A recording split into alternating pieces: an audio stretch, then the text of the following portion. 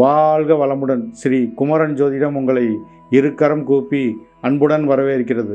இந்த பதிவில் நம்ம எதை பற்றி பார்க்க போகிறோம்னா 2025 ராகு கேதுக்கள் பயிற்சி நம்ம முழுசாக இந்த கன்னிராசிக்கு எப்பேற்பட்ட நட்பலனை ஏற்படுங்கிறத இந்த பதிவில் பார்க்கலாம். உங்களுடைய ராசிநாதன் புத பகவான். புதன் வித்தியா காரகன் உச்சமடையக்கூடிய ராசி உங்கள் ராசி. லாவாதிபதி அந்த சந்திரன் உங்கள் ஜென்மத்தில் நட்சத்திரமானால உங்களுக்கு அற்புதமான ஒரு பாக்கியத்தை ஏற்படுத்துவார் சந்திர பகவான். லாபாதிபதி உங்கள் ராசியிலேயே இருக்கும்போது சிறப்பான ஒரு காலகட்டம் அமையும்.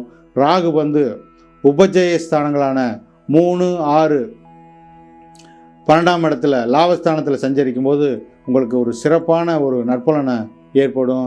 அதே மாதிரி 6ஆம் இடத்துல அந்த வம்பு வழக்கு கடங்கார ஸ்தானத்தை 6ஆம் இடத்துல ராகு உள்ளே நுழையும் போது 6ஆம் இடம் நம்மளுக்கு தேவையில்லாத பாவகம், கடனை ஏற்படுத்தும், நோயை ஏற்படுத்தும், வம்ப வழக்கு ஏற்படுத்தும். அந்த 6ஆம் இடத்துல ராகு பகவான் உள்ளே நுழையும் போது 6ஆம் பாவகத்தை அவர் நசுக்கிடுவார்.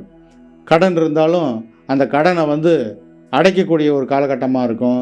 நோய் பிரச்சனை இருந்தாலும் அந்த நோய் பிரச்சனையை தாக்கத்தை அவர் கம்மி பண்ணிடுவார். 6ஆம் பாவகத்தை நசுக்கிடுவார். பொதுவாகவே இருள் கிரகங்கள் அந்த பாவகத்து மேலே அவங்க பயணிக்கும் போது அந்த பாவகத்தை நசுக்கி பலன் தரக்கூடிய பிளானட்டு ராகு பகவான். அதனால் 12ஆம் இடத்துல கேது நல்ல ஆன்மீக தொடர்பு ஏற்படுத்துவார். ஆன்மீகத்தில் ஒரு நல்ல ஒரு பாக்கியத்தை நீங்கள் அடைவீங்க. போக முடியாத ஒரு ஆன்மீக ஸ்தலத்துக்கு நீங்கள் போயிட்டு வருவீங்க. அதனால் உங்களுக்கு ஒரு மனசு புத்துணர்ச்சி அடையும். அதனால் பாக்கியத்தில் 12ஆம் இடத்துல கேது இருக்கும்போது உங்களுக்கு ஒரு போக முடியாத ஒரு இடத்த கூட ஆன்மீக பயணமாக உங்களை ஷிஃப்ட் ஆக்கி அதில் உங்களுக்கு ஒரு பாக்கியத்தை ஏற்படுத்துவார். ராகு பகவான் 6ஆம் இடத்துல இருக்கிறனால 6ஆம் இடத்து வாயிலாக உங்களுக்கு சிறப்பான ஒரு நற்பலனாக ஏற்படும். நோய் நொடி இருந்தாலும் அந்த நோய் நொடியை வெற்றி கொள்ளக்கூடிய ஒரு காலகட்டமாக அமையும். குரு பார்வை இருக்கனால உங்களுக்கு 4க்கும் 7க்கும் உண்டான அதிபதி குரு பகவான் கேந்திரத்தில் வலிமையாக இருந்து அந்த ராகு பகவானை பார்க்கும்போது உங்களுக்கு ஒரு சிறப்பான நற்பலனை இந்த ராகு பகவான் ஏற்படுத்துவார். பங்கு சந்தையில் ஆதாயத்தை ஏற்படுத்துவார். வம்பு வழக்கு எதிர்பாராத அதிர்ஷ்டத்தை ராகு பகவான் ஏற்படுத்துவார். அதே மாதிரி தனஸ்தானத்தை பார்க்க போகிறார். உங்களை 4க்கும் 7க்கும் உண்டான அதிபதி தனஸ்தானத்தை பார்க்குறனால நல்ல பண வரவு கிடைக்கும். அதனால் ஒரு வீடு கட்டக்கூடிய பாக்கியத்தை ஏற்படுத்துவார். சொத்து வாங்கக்கூடிய ஒரு காலகட்டமாக அமையும். தொழிலில் நல்ல முன்னேற்றம் அடைய போகிறீங்க. நீங்கள் தொழிலில் எந்த மாதிரியான தொழில் நீங்கள் செஞ்சாலும் அந்த தொழிலில் ஒரு சிறப்பான ஒரு முன்னேற்றம் இருக்கும். காதல்னால் ஒரு வெற்றி அடையக்கூடிய ஒரு காலகட்டமாக இருக்கும். பொதுவாகவே இந்த கன்னிராசிக்கு தானாகவே ஒரு நளினத்தன்மை உள்ள ராசி. காதலில் வெற்றி அடையக்கூடிய ராசி உங்கள் ராசி. காதலுக்கு அதுக்கு காரகன் பார்த்திங்கன்னா புதன் தான்.